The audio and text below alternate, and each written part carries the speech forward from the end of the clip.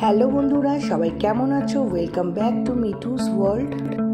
এখানে ঘড়িতে 4:20 বাজে আর বাইরে এখনো পর্যন্ত অন্ধকার।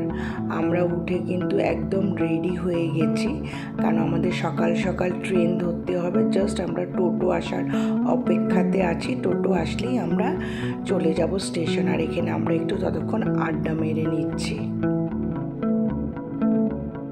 দেখো, এখন আলো হয়ে গেছে আর আমাদের টোটো চলে এসছে। তো আমরা টোটোতে উঠে এখন স্টেশনের দিকে রওনা দেব। দেখো, আমরা চলে এসেছি station, Birati station. Birati station থেকে আমরা ট্রেন ধরে শিয়ালদা যাব। শিয়ালদা থেকে কিন্তু আমরা আবার ট্রেন ধরবো। সেটা ধরে কোথায় যাব সেটা দেখতে থাকো।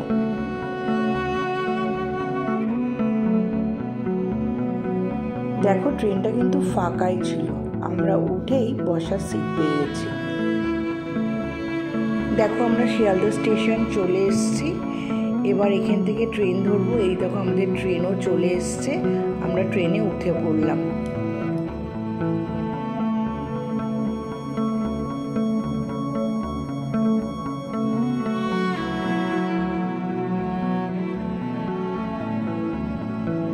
আমাদের ট্রেনটা কিন্তু একদম ঠিক সময় ছেড়ে দিয়েছে। আর ট্রেনটা কিন্তু ফাঁকাই ছিল, পরে আস্তে আস্তে ভিড় হয়েছে।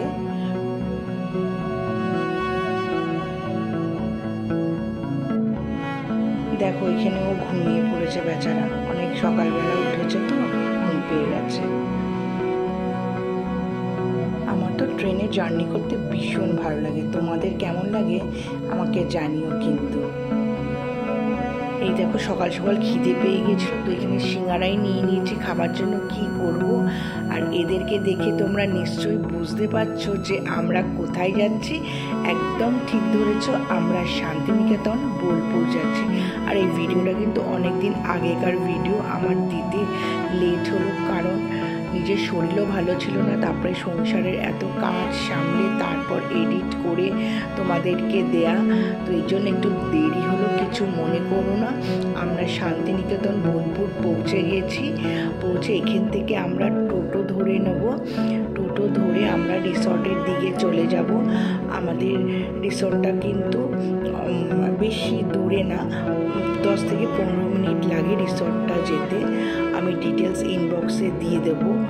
আর এখানে টোটো কিন্তু ভীষণ ভাড়া চাইছিল, কিন্তু দরদাম করে কিন্তু আমরা নিলাম। আর টোটো দাদাও ভীষণ ভালো ছিল। আমি টোটো দাদার নাম্বারটাও এখানে দিয়ে দেবো ডিসক্রিপশন বক্সে। দাদা কিন্তু খুব ভালো, আমাদেরকে শান্তিনিকেতনের প্রত্যেকটা স্পট ঘুরিয়েছে। আর খুব একটা টাকা নেয়নি, অনেক রিজনেবলে কিন্তু আমাদেরকে ঘুরিয়েছে। আর আমরা যে রিসর্টটায় ছিলাম সত্যিই খুব ভালো রিসর্টটা। ওপর থেকে দেখো ভিউটা, কি সুন্দর ভিউটা।